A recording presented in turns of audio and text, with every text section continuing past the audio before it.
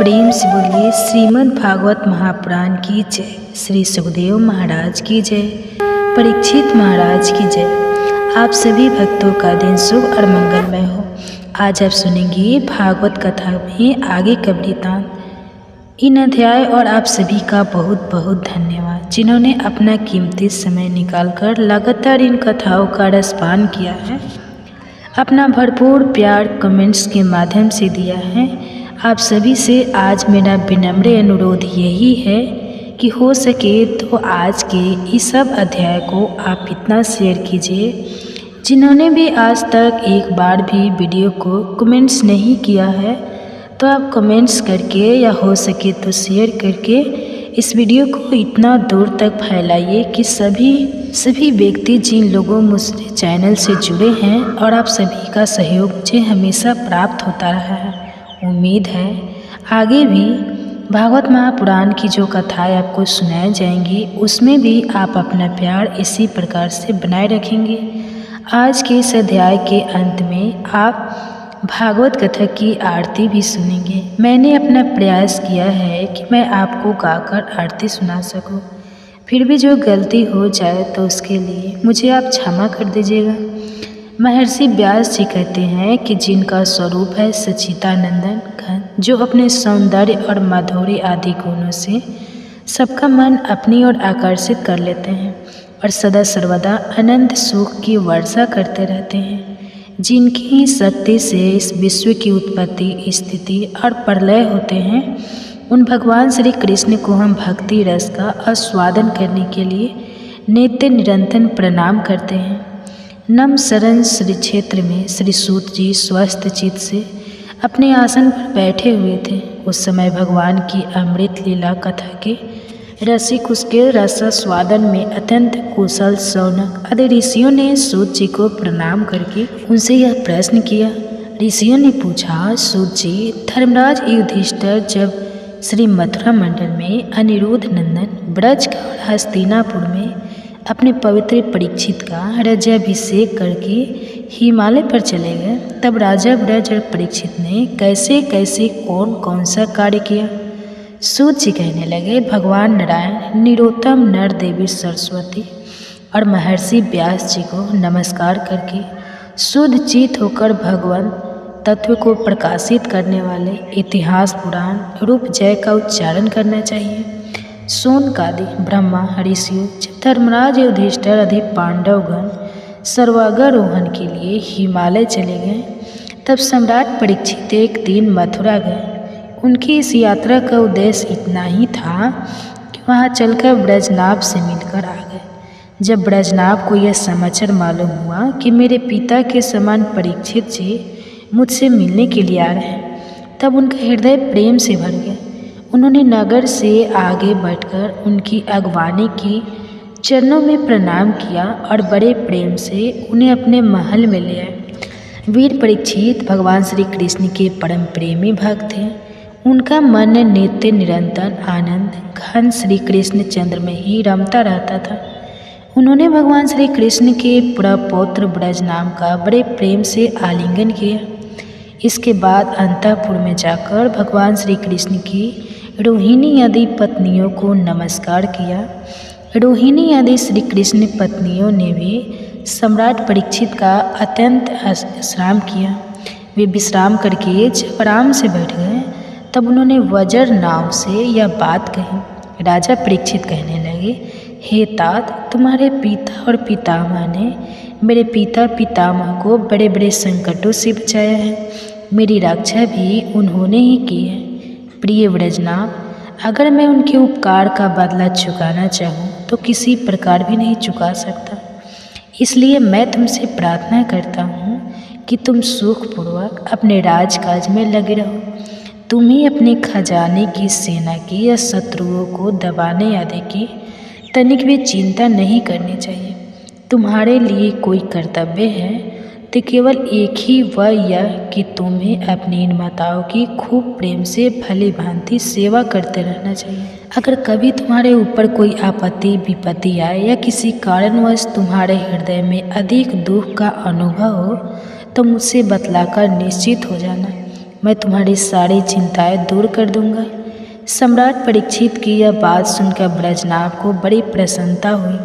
उन्होंने राजा परीक्षित से कहा, महाराज, आप मुझसे जो कुछ भी कह रहे हैं वह सर्वथा आपके अनुरूप है।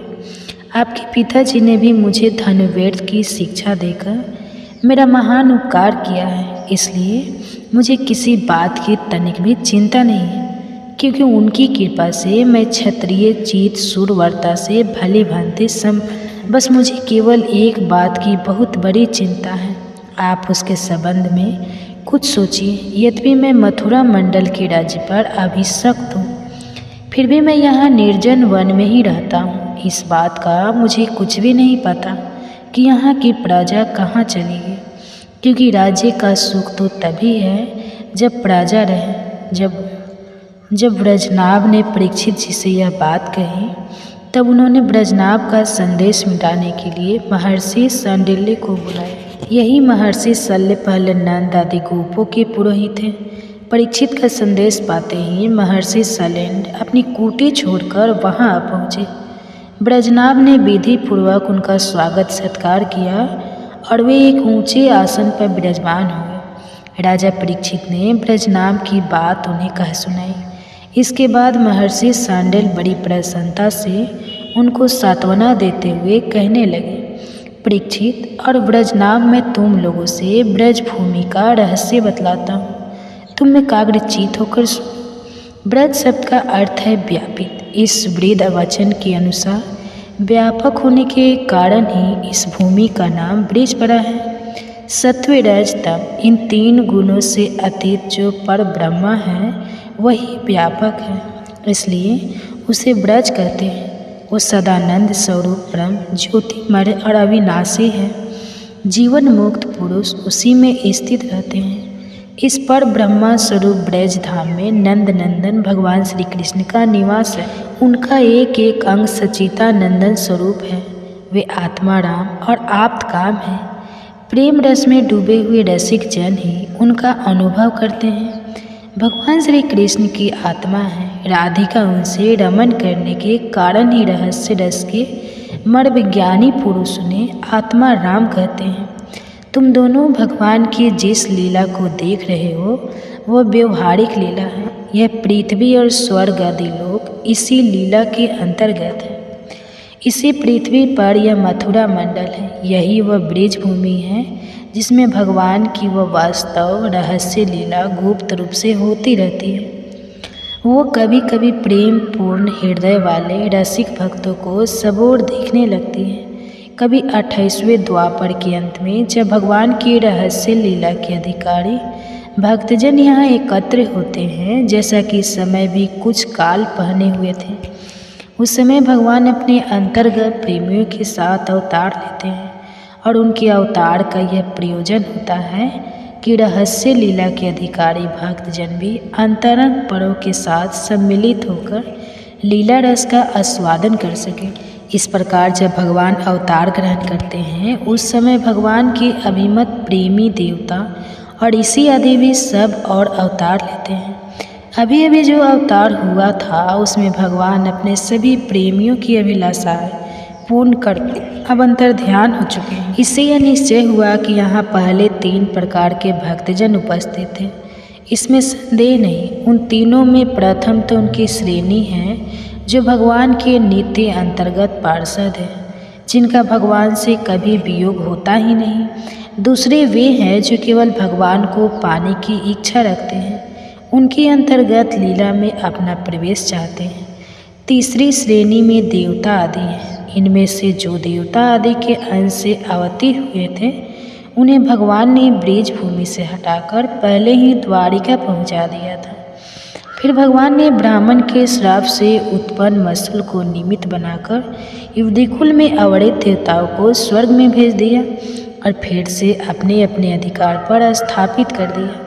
और जिन्हें एकमात्र भगवान को ही पाने की लालसा है उन्हें प्रेमानंद स्वरूप बनाकर श्री कृष्ण ने सदा के लिए अपने नित्य अंतर्गत पार्षदों में सम्मिलित कर लिया। जो नित्य पार्षद है वे यद्यपि यहाँ गुप्त रूप से होने वाली नित्य लीला में सदा ही रहते हैं, फिर भी जो उनके दर्शन के अधिकारी नहीं हैं, ऐसे पुरुषों के लिए वे भी अदृश्य हो गए हैं। जो लोग व्यवहारिक लीला में स्थित है वे नित्य लीला का दर्शन पाने के अधिकारी नहीं है। इसलिए यहाँ आने वालों को सब और वंश सुना ही सना दिखाई देता है, क्योंकि वे वास्तविक लीला में स्थित भक्तजनों को नहीं देख सकते। इसलिए वृद्ध जनाब, तुम्हें बिल्कुल भी चिंता नहीं करनी चाहिए। तुम मेरी आज्ञा से यहाँ बहुत से गांव बसाओ, इससे निश्चय ही तुम्हारे मनोरथ की सिद्धि होगी। भगवान श्री कृष्ण ने जहाँ जैसी लीला की है उसके अनुसार उस स्थान का नाम रखकर तुम अनेकों गांव बसाओ और इस प्रकार दिव्य ब्रजभूमि की भले की सेवन करते रहो।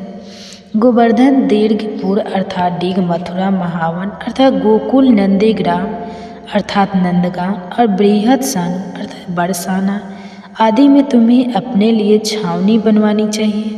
उन जगहों पर रहकर भगवान की लीला के स्थल, नदी, पर्वत, घाटी, सरोवर और कुंड या कुंज, वन आदि का सेवन करते रहना चाहिए। ऐसा करने से तुम्हारे राज्य में प्रजा बहुत ही संपन्न होगी और तुम भी अत्यंत प्रसन्न रहोगे। यह ब्रजभूमि सच्चिदानंदमय है, इसलिए तुम्हें प्रयत्न पूर्वक इस भूमि का सेवन करना चाहिए।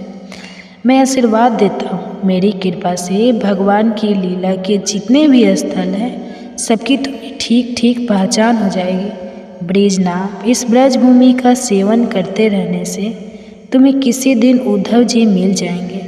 फिर तो अपनी माताओं सहित तुम उन्हीं की इस भूमि का तथा भगवान की लीला का रहस्य भी जान लो। मान प्रकाशित होती है और बड़े बड़े विद्वान भी उसके खेलों में मोहित हो जाते हैं। आपके श्री चरण कमल ही शरणागत को सब प्रकार से अभयदान करते हैं, इसलिए मैंने उन्हीं की शरण ग्रहण की है। श्री सूत जी कहते हैं, मार्कंडेय गति की भावना में तन्मय हो रहे थे। उसी समय भगवान शंकर पार्वती जी के साथ नंदी पर सवार होकर आकाश मार्ग से विचलन करते हुए उधर आ निकले और मार्कंडेय को उसी अवस्था में देखा। उनके साथ बहुत से गण भी थे। जब भगवती पार्वती ने मार्कंडेय मुनि को ध्यान की अवस्था में देखा तब उनका हृदय वात्सल्य स्नेह में उमड़ आया।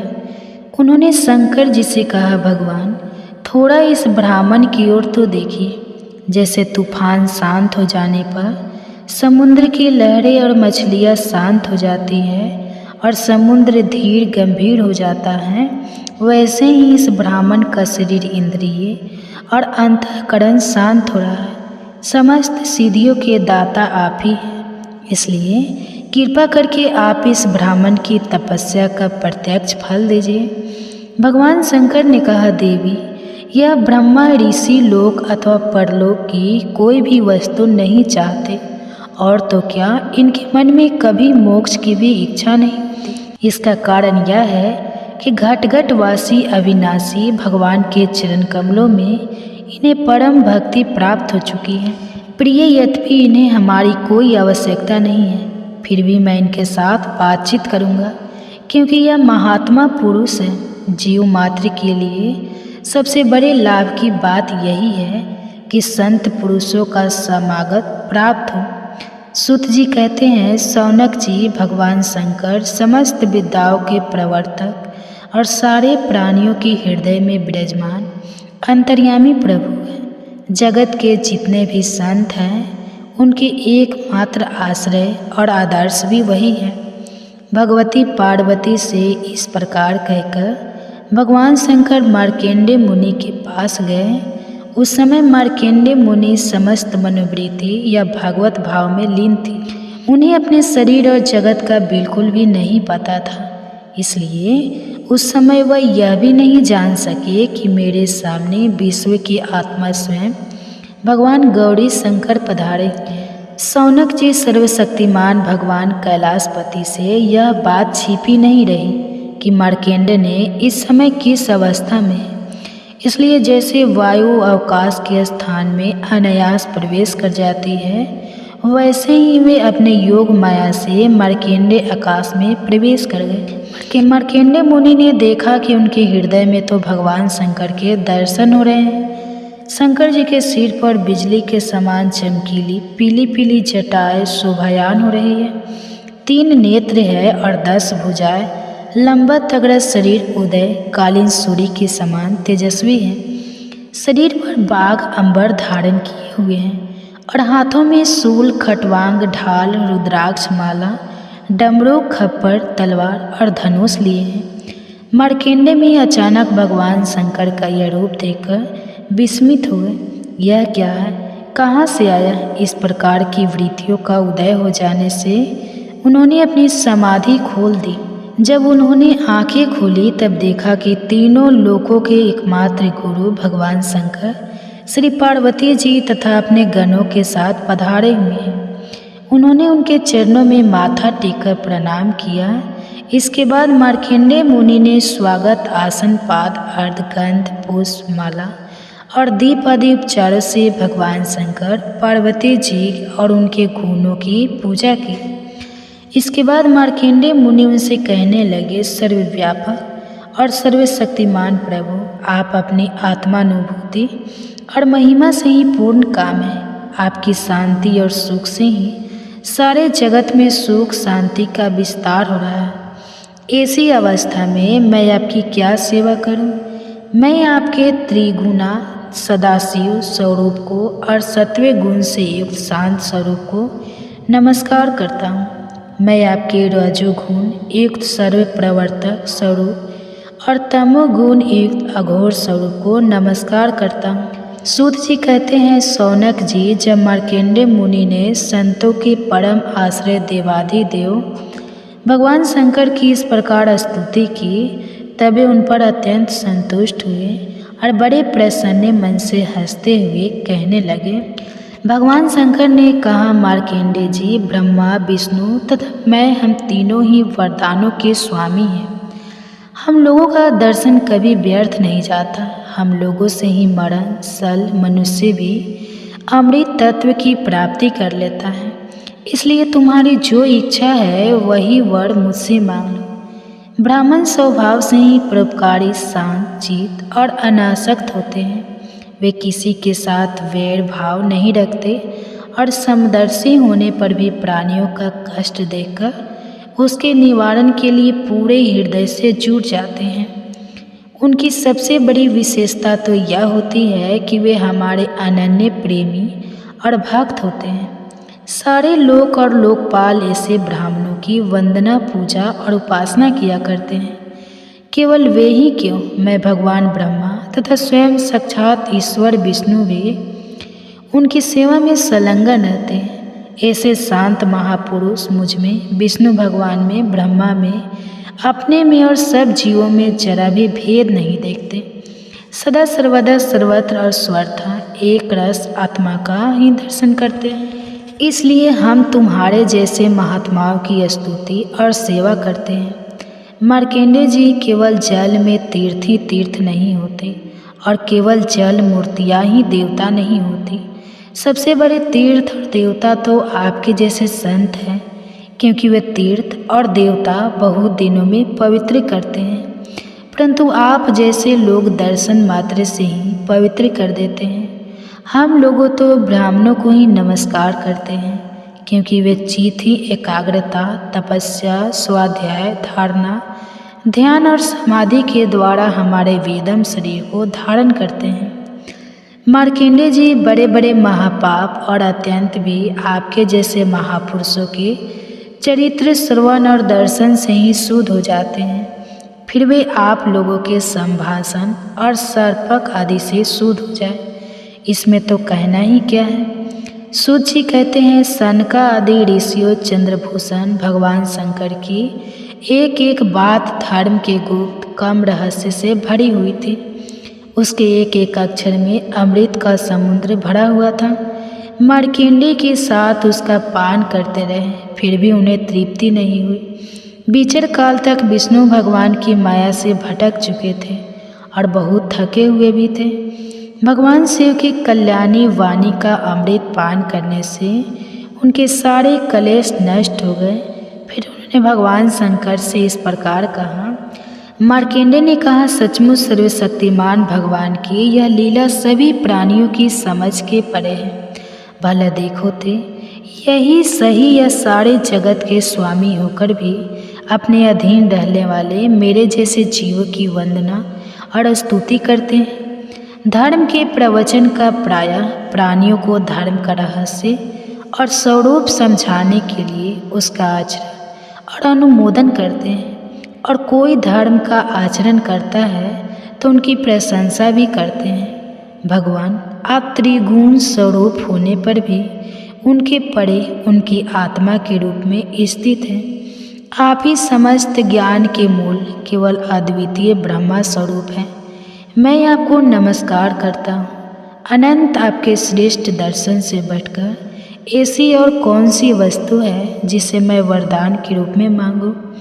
मनुष्य तो आपके दर्शन से ही पूर्ण काम और सत्य संकल्प हो जाता है। आप स्वयं तो पूर्ण है ही, अपने भक्तों को भी समस्त कामनाओं को पूर्ण करने वाले हैं। इसलिए मैं आपका दर्शन प्राप्त कर लेने पर भी एक वर और मांगता हूँ, वह यह कि भगवान में, उनके शरणागत भक्तों में और आप में मेरी अविचल भक्ति सदा सर्वदा बनी रहे। सूत जी कहते हैं, शौनक जी, जब मार्कंडेय ने सुमधुर वाणी से इस प्रकार भगवान शंकर की स्तुति और पूजा की, तब उन्होंने भगवती पार्वती की प्रसाद प्रेरणा से यह बात कही कि महर्षि, तुम्हारी सारी कामनाएं पूर्ण हो, इंद्रिया परमात्मा में तुम्हारी अनन्य भक्ति सदा सर्वदा बना रहे, कल्प पर्यंत तुम्हारा पवित्र यश फैले और तुम अजर और अमर हो जाओ। ब्राह्मण, तुम्हारा ब्रह्मा तेज तो सदा अछून रहेगा ही। तुम्हें भूत, भविष्य और वर्तमान के समस्त विशेष ज्ञान का एक अधिष्ठान रूप ज्ञान और वैराग्य युक्त स्वरूप स्थिति की प्राप्ति हो जाए। तुम्हें पुराण का आश्चर्य भी प्राप्त हो। सूची कहते हैं, सनक जी, इस प्रकार त्रिलोचन भगवान शंकर मार्कंडेय मुनि को वर देकर भगवती पार्वती के से मार्कंडेय की तपस्या और उनके प्रलय संबंधी अनुभवों का वर्णन करते हुए वहाँ से चले गए। भंगु वंश मार्कंडेय मुनि को उनके सहयोग का परम फल प्राप्त हो गया। वे भगवान के अनन्य प्रेमी हो गए। अभी वे भक्ति भार रहित हृदय से पृथ्वी पर विचलन किया करते हैं। परम ज्ञान संपन्न मार्कंडेय मुनि ने भगवान की योग माया से जिस अद्भुत लीला का अनुभव किया था, वह मैंने आप लोगों को सुना दिया।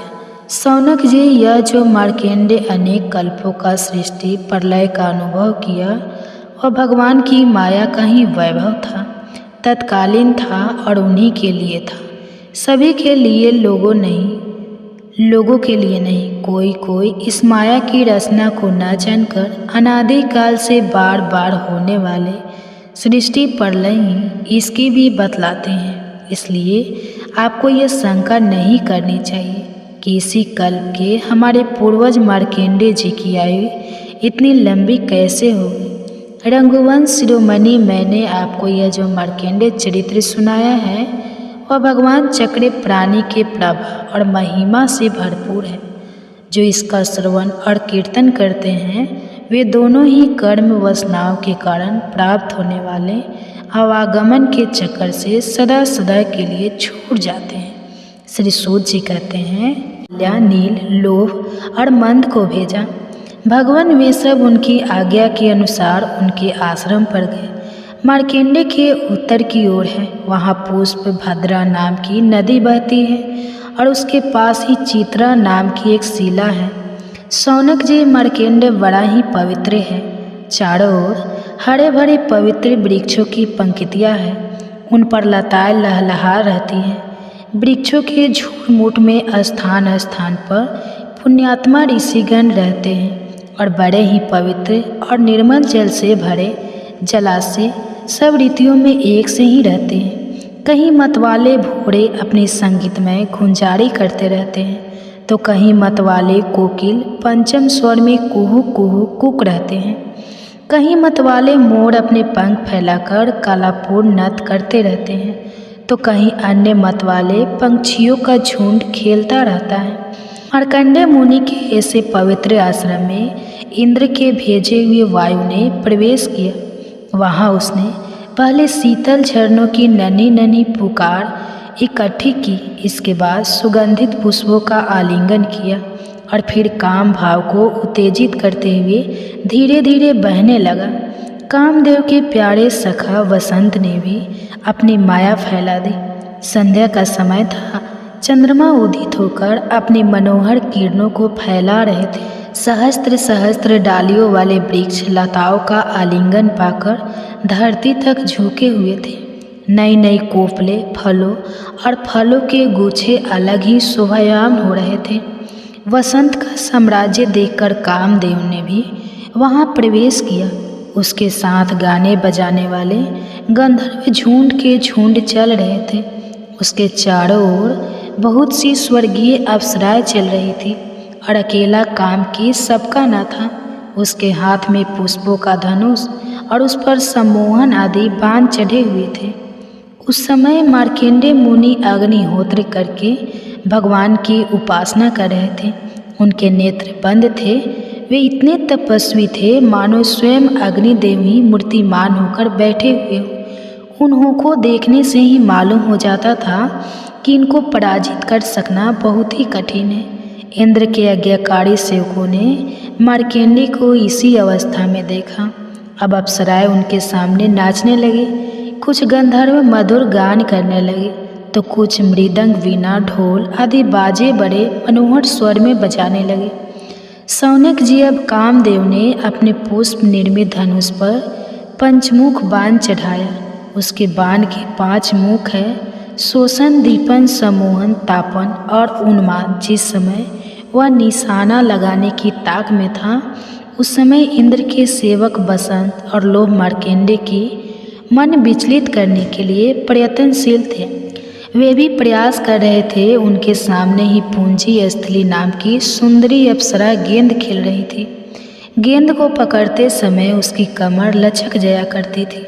साथ ही उसकी चोटियों में गूंथे हुए सुंदर सुंदर फूल और मलाई बिखरकर धरती पर गिरती जा रही थी।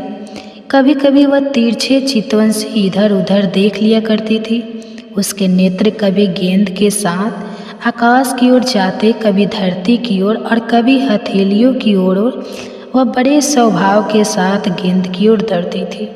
उस समय उसकी करधनी टूट गई और वायु ने उसकी झीनी सी साड़ी को शरीर से अलग कर दिया। कामदेव ने अपना उपयुक्त अवसर देखकर यह समझकर कि आप मार्कंडेय मुनि को मैंने जीत लिया, उनके ऊपर अपना काम बाण छोड़ा। परंतु उसकी एक नहीं चली मार्कंडेय ने पर उसका सारा प्रयास निष्फल हो गया। ठीक वैसे ही जैसे असमर्थ और अभागी पुरुषों के सारे प्रयास भी हो जाते हैं। शौनक जी मार्कंडेय मुनि अप्रेमित तेजस्वी थे। काम बसंत आदि आए तो थे इसलिए कि उन्हें तपस्या से भ्रष्ट कर दे, परंतु अब उनके तेज से जलने लगे और ठीक वैसे ही भाग गए जैसे छोटे छोटे बच्चे सोते हुए सांप को जगाकर भाग जाया करते हैं। शौनक जी इंद्र के सेवकों ने इस प्रकार मार्कंडेय नहीं हुई। इतना ही नहीं, उनके मन में इस बात को लेकर बिल्कुल भी अहंकार का भाव ही नहीं हुआ। सच है, महापुरुषों के लिए यह भला कौन सी आश्चर्य की बात है।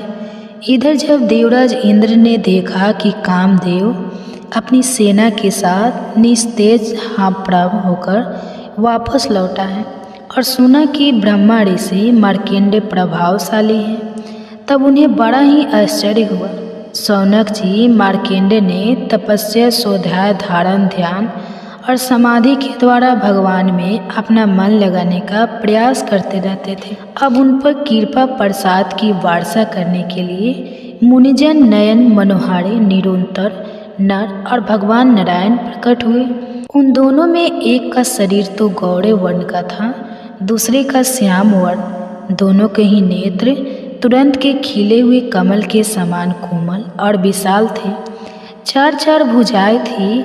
एक मृग चर्म पहने हुए थे तो दूसरी वृक्ष की छालों हाथों में कुछ लिए हुए थे और गले में 3 सूत के युगोपवीत शोभायमान थे। वे कमंडल और बांस का सीधा दंड ग्रहण किए हुए थे। कमलगट्टे की माला और जीवों को हटाने के लिए वस्त्र की कूचे भी रखे हुए थे। ब्रह्मा, इंद्र आदि के भी पूजने भगवान नर नारायण कुछ ऊंचे कद के थे और वेद धारण किए हुए थे। उनके शरीर से चमकती हुई बिजली के समान पीले पीले रंग की कांति निकल रही थी। ऐसे लगते थे मानो स्वयं तब ही मूर्तिमान हो गया हो। जब मार्कंडेय ऋषि पधारे हैं तब वे बड़े आदर भाव से उठकर खड़े हो गए और धरती पर दंडवत लौटकर उन्हें साष्टांग प्रणाम किया। भगवान के दिव्य दर्शन से उन्हें इतना आनंद हुआ कि उनका रोम रोम, उनकी सारी इंद्रियां और अंतकरण शांति के सागर में गोता खाने लगे। शरीर पुलकित हो गया, आंखों में आंसू मराई, जिसके कारण वे उन्हें आंख भरकर देख भी नहीं सकते थे। इसके बाद वे हाथ जोड़कर उठ खड़े हुए। उनका अंग अंग भगवान के सामने झुका जा रहा था। उनके हृदय में उत्सुकता तो इतनी थी मानो वे भगवान का आलिंगन ही कर लेंगे। उनसे और कुछ तो बोला नहीं गया। गदगद वाणी से केवल इतना ही कह सके, नमस्कार नमस्कार। इसके बाद उन्होंने दोनों को आसन पर बिठाया, बड़े प्रेम से उनके चरण पखारे और अर्घ्य, चंदन, धूप और माला आदि से उनकी पूजा करने लगे। भगवान नर नारायण सुखपूर्वक आसन पर विराजमान थे और मार्कंडेय ऋषि ने उन सर्वश्रेष्ठ मुनि वेशधारी नर नारायण के चरणों में प्रणाम किया और यह स्तुति की। मार्कंडेय मुनि कहने लगे, भगवान, मैं अल्पा के जीव भला आपकी अनंत महिमा का कैसे वर्णन करूं। आपकी प्रेरणा से ही संपूर्ण प्राणियों, ब्रह्मा, शंकर तथा मेरे शरीर में भी प्राण शक्ति का संचार होता है और फिर उसी के कारण वाणी, मन तथा इंद्रियों में भी बोलने, सोचने, विचारने और करने जानने की शक्ति आ जाती है।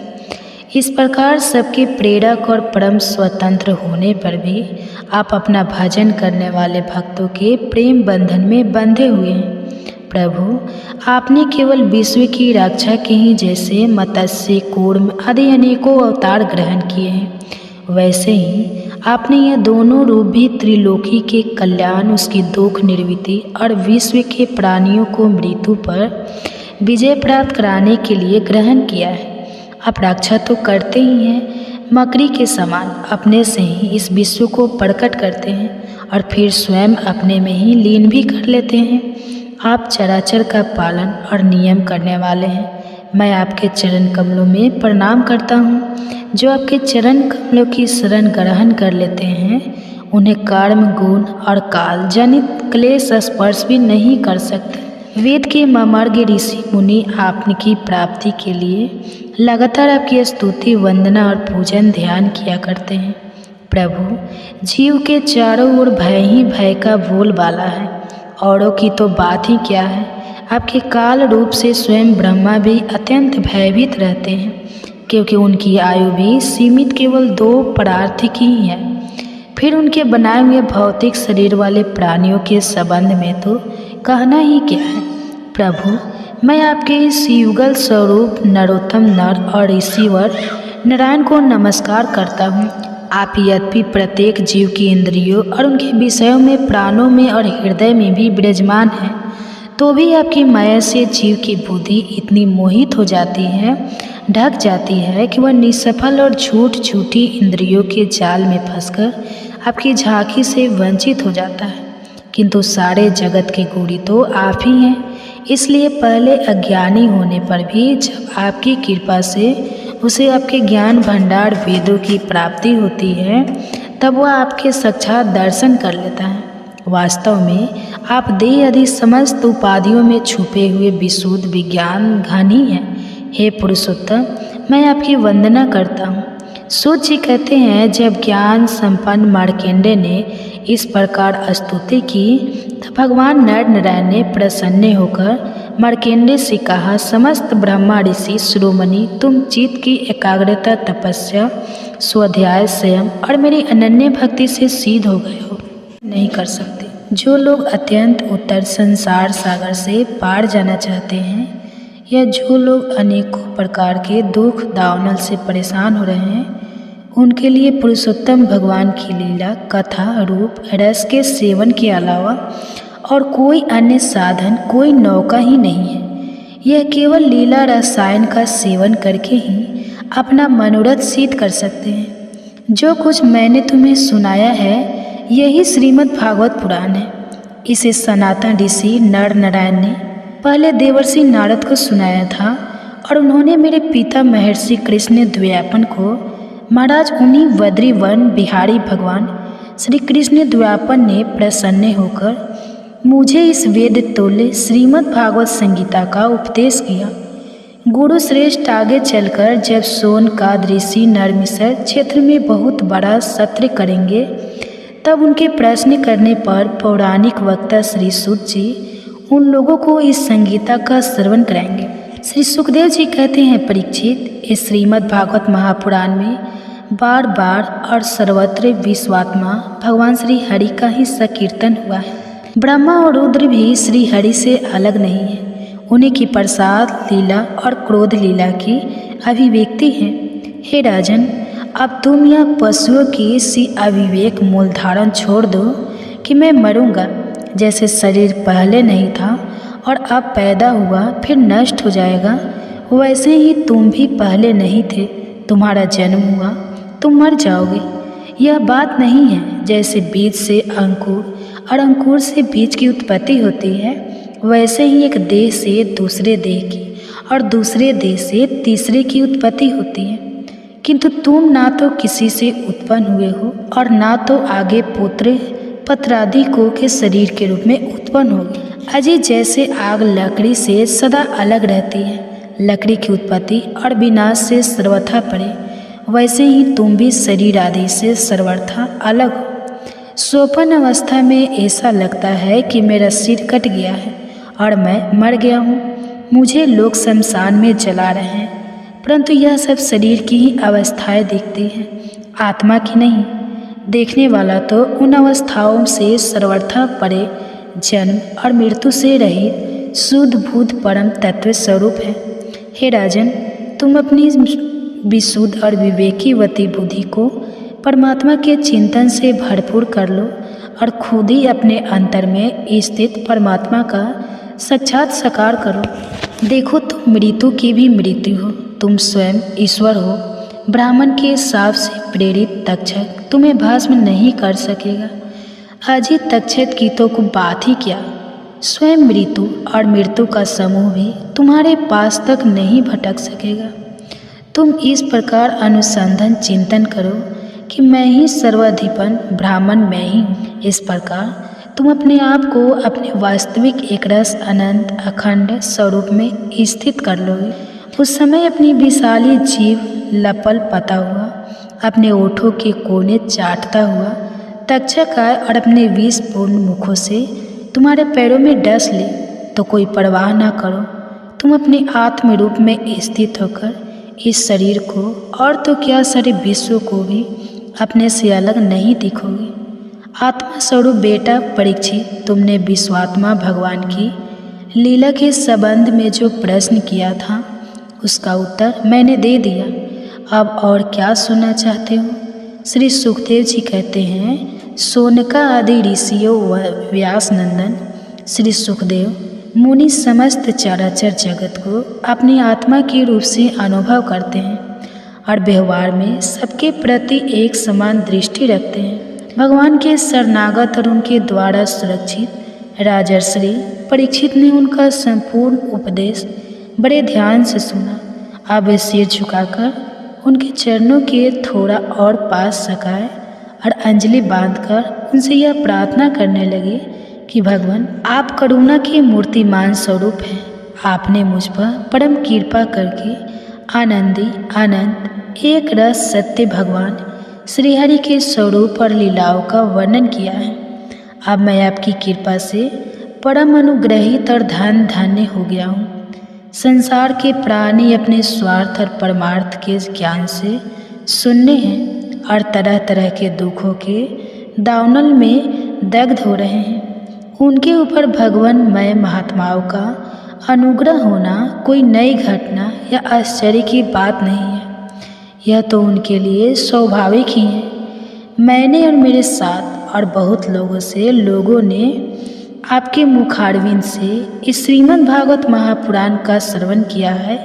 इस पुराण में पद पग पर भगवान श्रीहरि के उस स्वरूप और उन लीलाओं का वर्णन हुआ है, जिसके गान में बड़े बड़े आत्माराम पुरुष रमते रहते हैं। भगवान, आपने मुझे अभय पद का ब्रह्मा और आत्मा की एकता का साक्षात्कार करा दिया है। अब मैं परम शांति स्वरूप ब्रह्मा में स्थित हूँ। अब मुझे तक्षक आदि किसी भी मृत्यु के निमित्त से या दल के दल मृत्यु से भी कोई भय नहीं है। मैं अभय हो गया हूँ। हे ब्राह्मण, अब मुझे आप आज्ञा दीजिए कि मैं अपनी वाणी बंद कर लूँ, मौन हो जाऊँ और साथ ही कामनाओं के संस्कार से भी रहित चित्त को इंद्रिय अतीत परमात्मा के स्वरूप में विलीन करके अपने प्राणों का त्याग कर दूँ। आपके द्वारा उपदेश किए हुए ज्ञान और विज्ञान में परिनिष्ठित हो जाने से मेरा ज्ञान सदा के लिए नष्ट हो गया है। अपने भगवान के परम कल्याण स्वरूप का मुझे साक्षात्कार करा दिया है। सूत जी कहते हैं, हे सोनका आदि ऋषियों, राजा परीक्षित ने भगवान श्री सुखदेव जी से इस प्रकार कहकर बड़े प्रेम से उनकी पूजा की।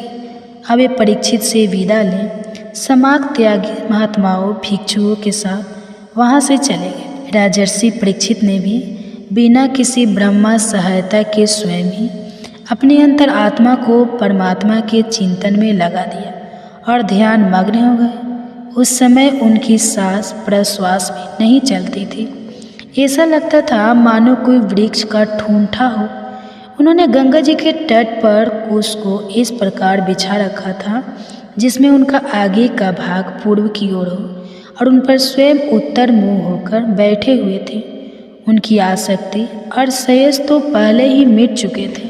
अभी ब्रह्मा और आत्मा की एकता रूप महायोग में स्थित होकर ब्रह्मा स्वरूप हो गए। सोनका नदी आदि ऋषि मुनि कुमार श्रृंगी ने क्रोधित होकर परीक्षित को श्राप दे दिया था। अब उनका भेजा हुआ तक्षक सर्पराज परीक्षित को डसने के लिए उनके पास चला। रास्ते में उसने कश्यप नाम के एक ब्राह्मण को देखा। कश्यप ब्राह्मण सर्प विष की चिकित्सा करने में बड़े निपुण थे। तक्षक ने बहुत सारा धन देकर कश्यप को वहीं से लौटा दिया। उन्होंने राजा के पास नहीं जाने दिया और स्वयं ब्राह्मण के रूप में छिपकर, क्योंकि वह इच्छा अनुसार रूप धारण कर सकता था, राजा परीक्षित के पास गया और उन्हें डस लिया। राजर्षि परीक्षित तक्षक के डसने से पहले ही ब्रह्मा में स्थित हो चुके थे। अब तक्षक के विष की आग से उनका शरीर सबके सामने ही जलकर भस्म हो गया। पृथ्वी, आकाश और सब दिशाओं में बड़े जोर से हाय हाय की ध्वनि होने लगी। देवता, असुर, मनुष्य आदि सबके सब परीक्षित की यह परम गति देखकर विस्मित हो गए। देवताओं की दुंदुर्भी अपने आप बज उठी। गंधर्व और अप्सराएं गान करने लगी। देवता लोग साधु साधु के नारे लगाकर पुष्पों की वर्षा करने लगे। जब जन्मेजय ने सुना कि तक्षक ने मेरे पिताजी को डस लिया है तो उसे बड़ा क्रोध आया। अब ब्राह्मणों के साथ विधिपूर्वक सर्पों का अग्निकुंड में हवन करने लगा। तक्षक ने देखा कि जन्मेजय के सर्प सत्र की प्रज्वलित अग्नि में बड़े बड़े महास भस्म होते जा रहे हैं। तब वह अत्यंत भयभीत होकर देवराज इंद्र की शरण में गया। बहुत सर्पों के भस्म होने पर भी तक्षक नहीं आया। यह देखकर परीक्षित नंदन राजा जन्मेजय ने ब्राह्मणों से कहा कि ब्राह्मणों, अब तक सर्पोदम तक्षक क्यों नहीं भस्म हो रहा है? ब्राह्मण कहने लगे, राजन, तक्षक इस समय इंद्र की शरण में चला गया है और वे उसकी रक्षा कर रहे हैं। उन्होंने ही तक्षक को स्तंभित कर दिया है, इसी से वह अग्निकुंड में गिरकर भस्म नहीं हो रहा। परीक्षित नंदन जन्मेजय बड़े ही बुद्धिमान और वीर थे। उन्होंने ब्राह्मणों की बात सुनकर रीतिवत से कहा कि ब्राह्मणों, आप लोग इंद्र के साथ तक्षक को क्यों नहीं अग्नि में गिरा देते? जन्मेजय की बात सुनकर ब्राह्मणों ने उस यज्ञ में इंद्र के साथ तक्षक का अग्निकुंड में आहंगन किया। उन्होंने कहा, रे तक्षक, तुम मुरुत गण के सहचर इंद्र के साथ इस अग्निकुंड में शीघ्र पड़। जब ब्राह्मणों ने इस प्रकार आकर्षक मंत्र का पाठ किया तब तो इंद्र अपने स्थान स्वर्गलोक से विचलित हो गए। विमान पर बैठे हुए इंद्र तक्षक के साथ ही बहुत घबरा गए और उनका विमान भी चक्कर काटने लगा। अंगिरा नंदन बृहस्पति जी ने देखा कि आकाश से देवराज इंद्र विमान और तक्षक के साथ ही अग्निकुंड